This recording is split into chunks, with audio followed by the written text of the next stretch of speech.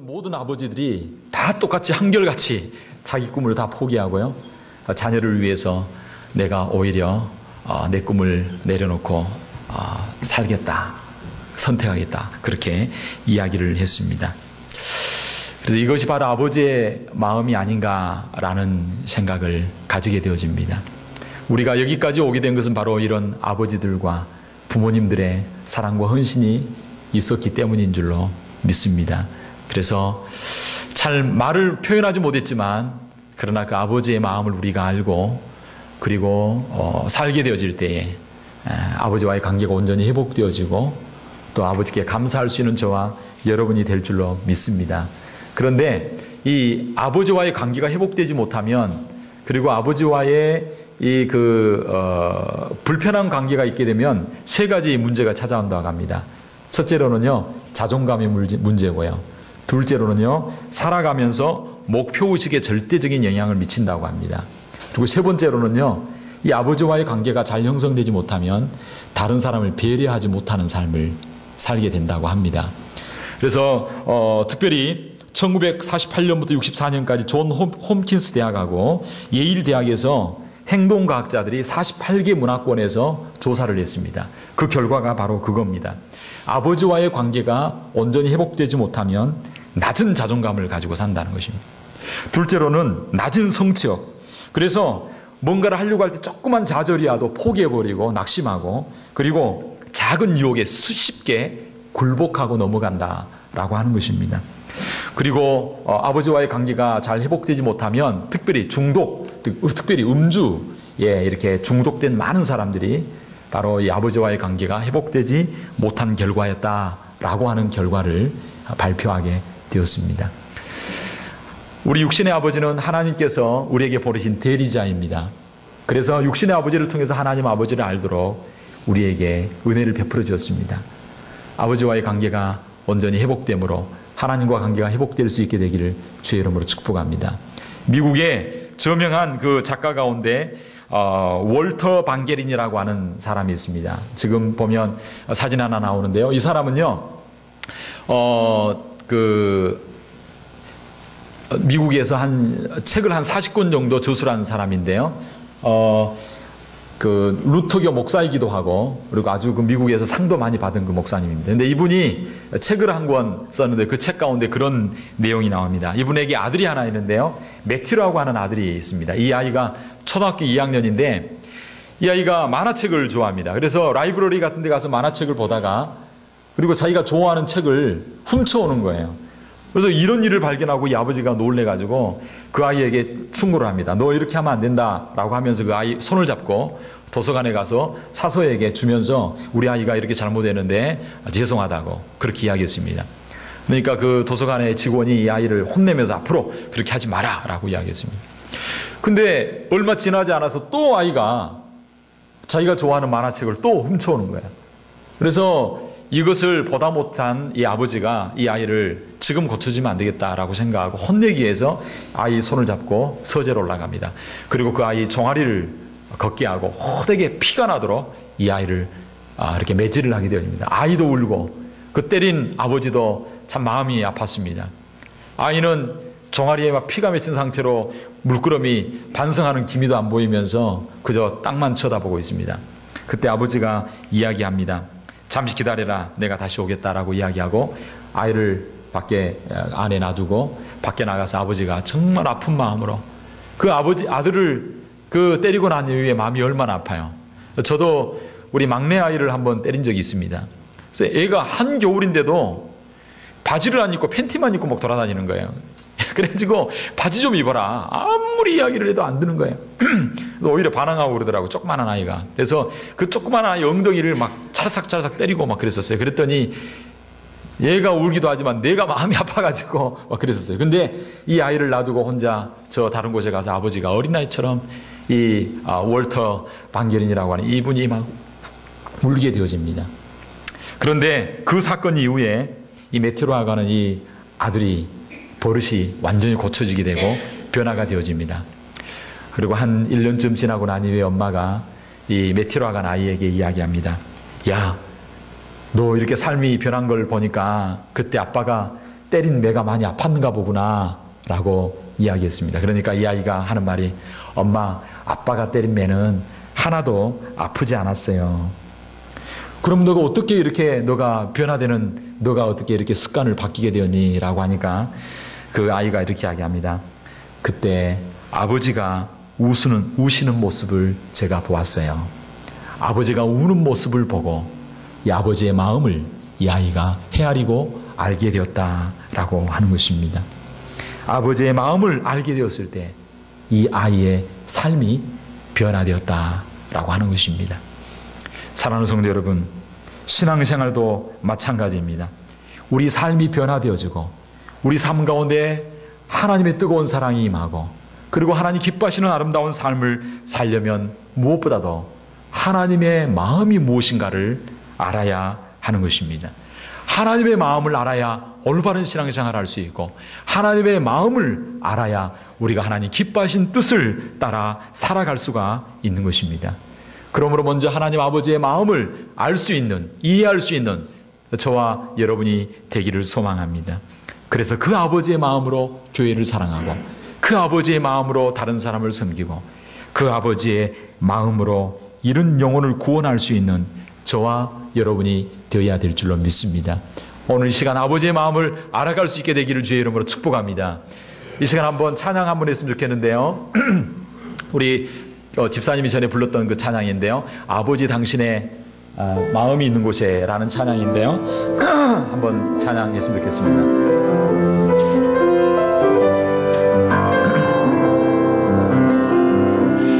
아버지 당신의 마음이 있는 곳에 나의 마음이 있기를 원해요. 아버지 당신의 눈물이 고인 곳에 나의 눈물이 고이길 원해요. 아버지 당신이 바라보는 영혼에게 나의 두 눈이 향하길 원해요. 아버지 당신이 울고 있는 어두운 땅에 나의 두 발이 향하길 원해요. 나의 마음이 아버지의 마음 알아. 내 모든 아버지의 뜻이 될 수 있기를 나의 온몸이 아버지의 마음 알아. 내 모든 삶 당신의 삶 되기를. 이 시간 한번 기도하기로 합니다. 기도할 때 하나님, 제가 아버지의 마음을 알기로 합니다. 아버지의 눈이 있는 곳에 나의 눈이 있게 하시고 아버지의 눈물이 있는 곳에 나의 눈물이 있게 하여 주옵시고 아버지가 바라보는 것을 나도 바라볼 수 있게 하여 주옵소서. 특별히 우리 육신의 아버지를 우리에게 허락하여 주셨는데 그 아버지를 사랑하지 못하고 미워하고 용서하지 못한 마음들이 있다면 하나님 아버지 이 시간 회복하게 하여 주셔서 아버지를 사랑하고 아버지께 감사할 수 있는 저희들 되게 하여 주시옵소서. 이 시간 한번 기도하며 나아가기로 합니다. 특별히 고난받고 있는 특별히 네팔과 시리아와 그리고 분쟁 지역 가운데 죽어간 수많은 영혼들, 하나님 아버지 그들 가운데 아버지의 마음 그들 가운데 나타날 수 있게 하여 주시고 우리들도 아버지의 마음으로 그 영혼들을 기도할 수 있는 저희들 되게 하여 주옵소서. 이 시간 한번 기도하며 나아가기로 원합니다. 살아계신 하나님 아버지, 오늘도 예배를 올려드리면서 먼저 간구하고 기도함으로 나아갑니다. 아버지의 마음을 알기로 합니다. 아버지의 마음이 있는 곳이 우리의 마음이 있게 하여 주옵소서. 하나님 아버지, 죽어가는 수많은 영혼들을 바라보고 아버지의 마음으로 살아갈 수 있는 저희들 되게 하여 주옵시고 특별히 육신의 아버지 우리에게 허락하여 주셨는데 하나님 아버지 사랑하고 아버지 그 아버지의 마음을 헤아리고 감사할 수 있는 저희들 되게 하여 주시옵소서. 주님 역사하여 주시옵소서. 하나님 아버지, 오늘 예배를 통하여 하나님 아버지의 마음을 조금이나마 알아가는 저희들 되게 하여 주시옵시고 우리 가운데 육신의 아버지를 허락하여 주셨는데 그 아버지의 마음을 이해하고 사랑하고 축복하고 섬길 수 있는, 감사할 수 있는 저희들 되게 하여 주시옵소서. 예수님의 이름으로 기도하옵나이다. 아멘. 오늘 본문의 말씀은 사실 잃어버린 아들의 비유입니다. 그래서 돌아온 탕자다라고 많이 이야기를 하고 있습니다. 이 말씀을 통해서 특별히 탕자의 모습을 보여줄 뿐만 아니라 아버지의 마음이 무엇인가를 우리에게 보여주고 있습니다. 그래서 오늘 말씀을 통하여 아버지의 마음이 우리 가운데 어떤 마음인지, 우리를 향한 어떤 마음인가를 알고 그 아버지의 그 마음을 이해하고 또 그 가운데 우리의 신앙과 삶이 온전히 회복되기를 원합니다. 우리를 향한 아버지의 마음은 어떤 마음일까요? 첫 번째로 아버지의 마음은요, 아버지께로 돌아와 함께 살기를 원하는 마음이 아버지에게 있습니다. 오늘날 많은 사람들은요, 하나님을 떠나 내 마음대로 살면 행복할 것이다, 하나님을 떠나서 내 뜻대로 살면 자유로울 것이다 라고 생각합니다. 그래서 어떻게 해서든지 하나님 손으로부터 자유하려고 하고요, 혹시 하나님 방법대로 살다가 손해보지 않을 건가, 하나님 안에서 살면 혹시 즐거움과 행복이, 그 쾌락 같은 게 떠나가 버리지는 않을 것인가, 혹시 하나님 뜻대로 살면 우리가 너무 가난하게 되지 않을 것인가 라고 하는 그런 오해를 하게 되어집니다.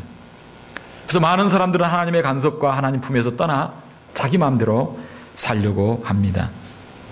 오늘 성경에 나온 둘째 아들이 바로 그런 대표적인 사람이었습니다. 이 둘째 아들이 어느 정도 자라게 되니까 아버지에게 나와서 재산을 요구합니다. 당시 풍속에 따르면 아버지가 돌아가셨을 때에야 자손에게 재산이, 유산이 상속될 수 있었습니다.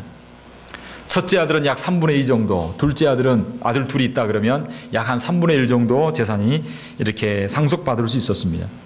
그런데 아버지가 아직 돌아가시지도 않았는데도 불구하고 와서 자기 목재의 재산을 달라고 요청을 합니다. 한국에 가끔 보면 그렇게 땡깡 부리는 자손들이 있더라고요.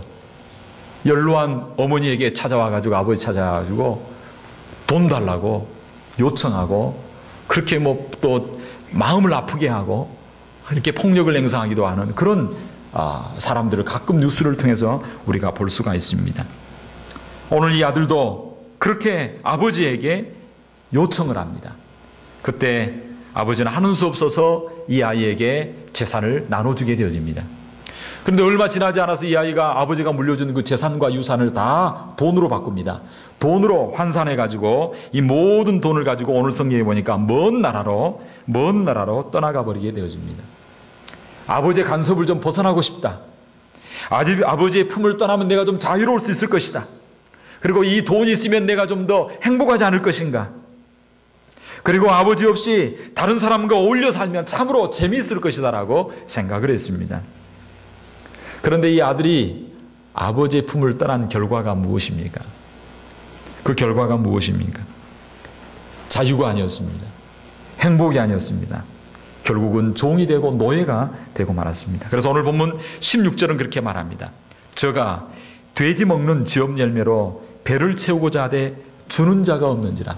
다른 사람 밑에서 그 돼지나 치는, 이방 민족 가운데 돼지나 치는 그러한 사람이 되고 말았습니다. 먹을 것이 없어서 돼지가 먹는 열매도 얻지 못하는 상황 가운데 나아가게 되었습니다. 그가 돈이 있을 때 쾌락도 한때였습니다. 돈이 떨어지자 친구들도 다 떠나가 버리고 맙니다. 오늘 이 비유에서 아버지는 누구를 의미하고 있습니까? 바로 하나님 아버지를 말씀하고 있습니다. 사람들은 끊임없이 하나님을 떠나려고 합니다. 하나님을 떠나면 자유가 있을 것으로 생각하고요, 하나님 떠나면 행복이 있을 것으로 생각하고요, 하나님을 떠나면 쾌락과 부가 있을 것으로 생각합니다. 오늘날 우리 미국도 마찬가지인 것 같습니다. 청교도 신앙으로 시작했던 미국이 자꾸 하나님 품을 떠나려고 합니다. 하나님의 테두리 밖에 떠나가서 마음껏 쾌락을 즐기면 참된 행복이 올 것으로 생각을 합니다. 그러나 하나님을 떠난 인간의 모습은 오히려 그 반대의 결과가 나타나게 되어지는 것을 볼 수가 있습니다. 하나님을 떠나면 생명도 잃어버릴 뿐만 아니라 결국은 삶이 비참한 지경 가운데 나아가게 되는 것을 봅니다. 그래서 토스토옙스키라고 하는 그 러시아의 대문호 도스토옙스키라고 하는 사람이 뭐라고 했냐면 이렇게 하겠습니다. 우리가 하나님을 떠날 때 우리는 하나님만을 떠난 것이 아니라 모든 것을 잃어버리게 된다라고 이야기를 했습니다. 저와 여러분들은 하나님 손에 붙잡힌 바 되기를 바랍니다. 하나님 품에서 떠나지 않게 되기를 주의 이름으로 축원합니다. 제가요 지난 주간 가운데 우리 그 교회에서요 지난 주일날 여러 가지 공사를 몇 가지 좀 했습니다. 그리고 문을 열어놨는데 우리 교회 뒷뜰에 보면 제비집이 있습니다. 제비집이 있어가지고 작년에 제비가 이렇게 한번 알을 까고 이렇게 날아갔습니다. 그런데 어떤 그 제비인 것 같은데요. 두 마리 제비가 큰 제비 두 마리가 교회에 오게 되었습니다. 근데 하필이면 이 제비가 어디로 들어오게 되냐면 우리 교회 본당을 통해서 아마 무슨 벌레를 잡아먹으려고 하다가 주일학교 방 안으로 들어가게 되었습니다. 근데 우리 그 집사람과 저하고 우리 박 집사님 그 제비를 쫓아내려고 엄청 노력을 많이 했습니다. 그런데 이 제비가 한번 딱 방 안에 들어오니까요. 절대로 문을 찾지는 못해요. 나갈 수가 없어요. 그래서 아무리 1시간, 2시간 우리 집사람하고 저하고 막 계속 잡아가 쫓아내려고 하는데 제비가 막 뱅뱅뱅뱅뱅 돌기만 하고 하루 종일 뱅뱅 돌기만 하더라고요. 그래서 뭐 빗자루를 가지고 좀 잡으려고 했는데도 잡아지지도 않고 그래서 박홍 집사님이 그러시더라고요. 목사님 이 새는요 한번 들어오면요 절대로 못 나갑니다. 죽어야 나갑니다. 그러더라고요. 죽어야 나간다 그러더라고요. 전에 한번 집사님이 그런 경험을 했대요. 참새가 한 마리, 두 마리인가 한 마리인가 들어왔는데 아무리 문을 열어놓고 안에 불을 끄고 밖에 환하게 하고 해도 이게 나가지를 않아.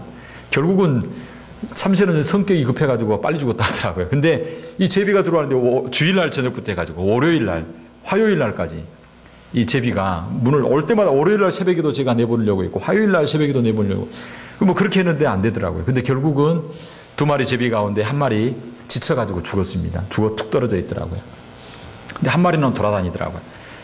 그런데 그 제비를 가까스로 지쳐가지고 제가 그 빗자루를 내서 탁 살짝 대니까 톡 떨어지더라고요. 그래서 할딱할딱 하더라고요. 그래서 제가 손을 잡아서 밖에 내보낸 적이 지난 화요일 날 있었습니다. 그러면서 우리 집사람이 하는 말이 여보 이 아이가 이 새들이 목사님 손에 빨리 잡혔으면 둘이 다 살았을 텐데 지 힘대로 살아보려다가 결국은 한 마리 죽었네요. 그래서 죽은 애 옆에 저 언덕 위에 얹어놓으니까 이 살아있는 애가 그 옆에 좀 앉아있다가 위에 맴매 돌다가 결국은 떠나가더라고요. 그걸 보면서 좀 느낀 게 있습니다. 내 힘으로 내 지혜로 좀 살아보려고 하다가 결국은 이게 안 되는 거예요. 누구 손에 있어야 되냐면 하나님 손에 있어야 살고 저는 그 제비를 괴롭히려고 그렇게 잡으려고 한 게 아니에요. 걔를 살려보려고 그렇게 애썼는데도 불구하고 결국은 한 마리가 죽고 한 마리만 살아나게 되었습니다.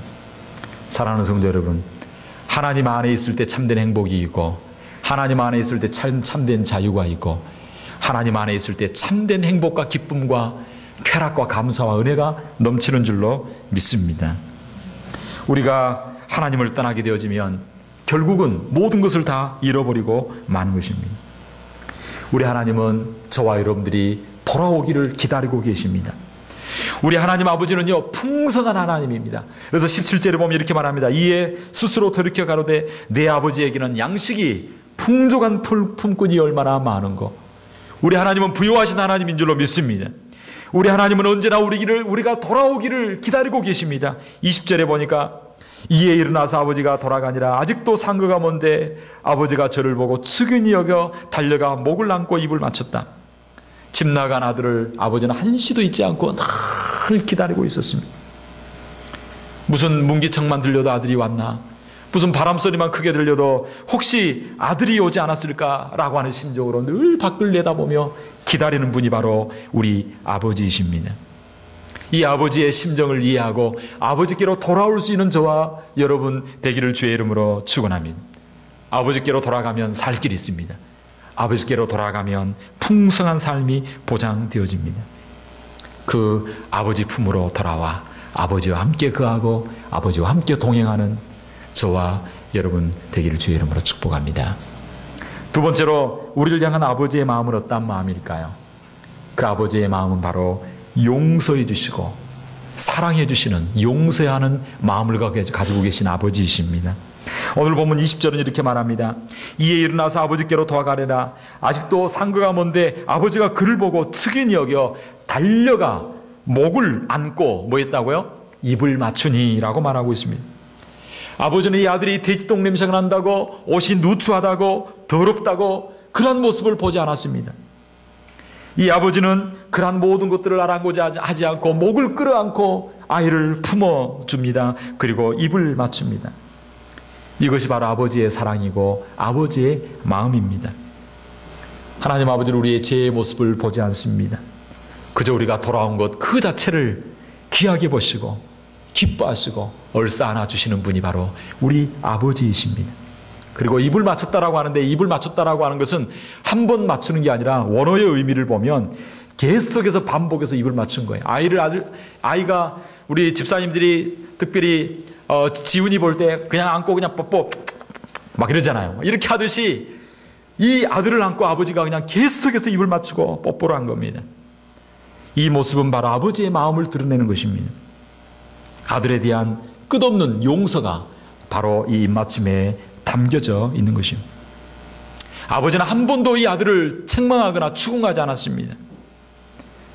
이 아이가 돌아오기 전에 벌써 이미 용서를 하고 기다리고 있는 것을 봅니다. 사랑하는 성도 여러분, 우리도 이 아버지와 같은 마음을 품고 살아갈 수 있는 저와 여러분이 되어야 될 줄로 믿습니다. 우리 하나님 아버지는 용서하기를 원합니다. 품기를 원합니다. 사랑하기를 원합니다. 그런데 이 둘째 아들은, 이 첫째 아들은, 둘째 아들이 돌아오게 되었을 때 이 아버지처럼 용납하지 않았습니다. 둘째 아들은 집 나가서 돌아왔는데, 그래서 돌탕이라 그러죠. 근데 집 안에 있는 이 아들도 탕자예요. 어떤 면에서 보면. 그래서 그걸 뭐라 그러냐면 집탕이라 그렇게 이야기합니다. 왜냐하면 아버지와 함께 있으면서도 이 둘째 아들이 돌아왔는데도 불구하고 아들이 온 것을 화를 냅니다. 아버지의 가산을 허비한 이 자에게 어떻게 이렇게 할 수 있습니까? 화를 내고 분노하고 그 집에도 들어가지 않으려고 하게 되어집니다. 사랑하는 성도 여러분, 우리는 아버지처럼 용서하는 마음으로 품고 사랑하고 섬기며 살아가기를 원하십니다. 행여나 교회에 들어온 새로운 사람들이 모습이, 옷이 때가 묻고 더러운 것이 묻어 있더라도 그것을 지적하거나 비판하기 이전에 먼저 그 사람을 품고 사랑하고 그 사람을 깨끗하게 씻겨서 믿음의 사람으로 자라갈 수 있도록 품고 사랑해 줄 수 있는 집 안에 있는 첫째 아들과는 다른 그러한 용서하고 사랑하는 아버지의 마음으로 섬길 수 있는 성도님들이 되기를 주의 이름으로 축원합니다. 세상에서 어떤 명성과 어떤 이름을 가지고 있는 사람이라고 할지라도 돌아온 것 자체를 기뻐하고 즐거워하면서 정말 환영하고 감사함으로 기쁨으로 용납하고 받아주기를 원하는 마음, 이것이 바로 우리 성도들이 가져야 할 아버지의 마음인 것입니다. 그런데 다른 사람의 약함과 부족함을 보고 그리고 책망하고 미워하고 분노하고 사랑하지 못하고 잔치에 함께 참여하지 못하는 그러한 첫째 아들과 같은 그러한 마음을 가져서는 안 되는 것입니다. 왜냐하면 우리 자신들도 하나님 아버지 앞에 용서를 받은, 은혜를 받은 자들이기 때문입니다. 우리가 주님 앞에 나와왔을 때 우리 하나님께서는 우리를 용서해 주셨습니다. 그리고 우리를 책망하지 않으시고 위로해 주시고 다시 살아갈 수 있는 힘과 능력을 저와 여러분들에게 주셨습니다. 아버지 앞에 고백하기만 해도, 아니 고백하기도 전에 우리 주님께서는 우리를 위하여 모든 죄를 용서하시고 주님 앞에 나오게 되었을 때에 그렇게 말씀해 주십니다. 동이 서에서 먼 것처럼 하늘이 땅에서 높음 같이 아비가 자녀를 불쌍히 여긴 같이 내가 너를 용서하고 내가 너를 용납한다 말씀하고 있습니다. 이사야 55장 6절 7절은 말하고 있습니다. 너희는 여호와를 만날 만할 때 찾으라. 가까이 계실 때 그를 부르라. 악인은 그 길을 불의한 자는 그 생각을 버리고 여호와께로 돌아오라. 그리하면 그가 긍휼히 여기시리라. 우리 하나님 아버지께로 나오라. 그가 널리 마시리라. 용서하시리라 말씀하고 있습니다. 아버지에게로 돌아오면 우리 주님은 용서하시고 용납하시고 사랑하시고 역사하여 주실 줄로 믿습니다. 내 모습이 어떠하다 할지라도 있는 모습 그대로 주님 앞에 나올 때 우리 주님은 용서해 주십니다. 그 놀라운 사랑을 체험할 수 있는 저와 여러분 되기를 주의 이름으로 축원합니다. 우리 아버지의 마음은 어떤 마음입니까? 아들의 신분을 온전히 회복시켜 주시는 마음입니다. 둘째 아들은 이미 자기가 죄인임을 알고 있었습니다. 그래서 이 아들이 이야기합니다. 지금부터는 아버지의 아들이라 일컬음을 감당치 못하겠나이다. 나를 품꾼의 하나로 보소서라고 오늘 성경 본문 19절은 그렇게 말씀하고 있습니다. 그러나 아버지는 그 아들을 죄인으로 보지 않았고 품꾼의 하나로 여기지 않았습니다. 이 아들이 돌아오게 되었을 때 그 아들을 곧바로 여전히 사랑받는 아들로, 사랑받는 존재로, 그리고 상속자로 인정해 주시는 것을 볼 수 있습니다. 오자마자 새 옷을, 가장 좋은 옷을 입혀줍니다. 손에 가락지를 끼워줍니다. 그리고 발에 신을 신겨줍니다. 아들에게 옷을 입혀줬다라고 하는 것은 이제는 더러운 옷, 제 옷이 아니라 의의 옷을 입혀줬다라고 하는 것입니다. 우리가 주님 앞에 돌아오면, 우리가 주님 앞에 나오면 우리의 누더기와 같은 모든 제 옷을 벗기시고 우리에게 가장 좋은 의의 옷, 하나님의 자녀됨에 놀라운 권세의 옷을 입혀주신 줄로 믿습니다. 하나님 앞에 영광스러운 존재로 살 수 있도록 우리에게 옷을 입혀주십니다. 가락지를 끼워줍니다. 가락지는 권위를 상징합니다. 아버지의 대리인의 권세를 가지고 있는 것을 말씀하고 있습니다. 우리가 아버지께 나올 때 하늘과 땅의 모든 권세를 가지신 그분께서 땅에서 매면 하늘에서도 매이고 땅에서 풀면 하늘에서 풀리는 권세를 저와 여러분들에게 허락하여 주십니다. 그 권세를 가지고 이 땅 가운데 힘있게 하나님 나라 확장을 위하여 쓰임받을 수 있는 저와 여러분 되기를 주의 이름으로 축복합니다. 그리고 그 주님은요, 오면 신발을 신겨줍니다. 그 당시 노예나 종은 신발을 신을 수가 없습니다. 오직 자유인만 신을 수 있는 것입니다. 그래서 신발을 신겨주심으로 이제는 너가 종이 아니라 자유인이다. 마귀와 죽음과 죄의 권세 가운데 해방되어 참 하나님의 아들로, 자녀로 힘있게 이 땅 가운데 살아가기를 원하는 그 마음을 바로 이 말씀을 통하여 나타내주고 있습니다. 그러면서 마지막으로 보면 잔치를 베풀어 주십니다. 살찐 송아지를 가지고 잔치를 벌려주면서 함께 마시고 먹고 즐기는 그러한 축제의 잔치를 벌여주십니다. 아들의 신분을 회복시켜줄 뿐만 아니라 이 아들이 다시 돌아와서 이제 온전한 하나님 자녀됨의 신분을 온 천하에 만방하게 그 많은 사람들에게 알리기 위하여 일부러 잔치를 벌여서 많은 사람들에게 아들의 새 출발과 새로운 삶의 시작을 축하하고 또한 의미 있게 만들어 주시는 것을 볼 수가 있습니다. 이것이 바로 하나님 아버지의 심정이고 하나님 아버지의 마음입니다. 그래서 오늘 본문 24절은 그렇게 말하고 있습니다.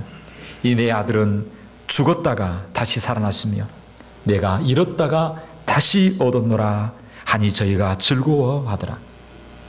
잃었던 한 영혼, 죽었던 한 영혼이 살아 돌아오는 것을 정말 기뻐하고 즐거워하고, 그리고 교회 밖에, 예수 밖에 있는 수많은 사람들이 주님 앞에 돌아오기를 간절히 원하고 소원하는 바로 그 하나님 아버지의 마음을 우리에게 말씀하고 있는 것입니다. 사랑하는 성도 여러분, 우리는 어떠한 마음을 가지고 살아야 하겠습니까? 잃어버린 영혼이 돌아옴을 기뻐하는 그 아버지의 마음을 가지고 살아야 합니다.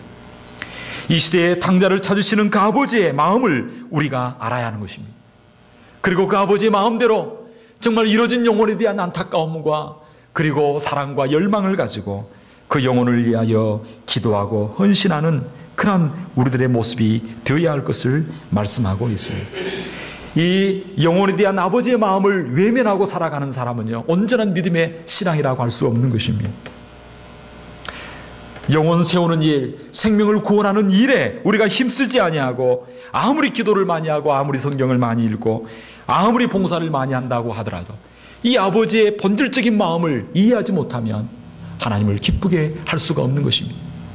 집안에는 첫째 아들은 일은 많이 했습니다. 그러나 잃어버린 아들에 대한 사랑과 열정이 없었습니다. 오히려 둘째 아들에 대한 미움과 시기심이 있었습니다. 우리는 아버지의 마음같이 잃어진 영혼에 대한 안타까운 마음과 사랑의 마음을 가지고 이 땅 가운데 아버지의 마음을 이해하고 기도하고 봉사하고 헌신할 수 있는 저와 여러분이 되어야 될 줄로 믿습니다. 그래서 우리는 기도해야 됩니다.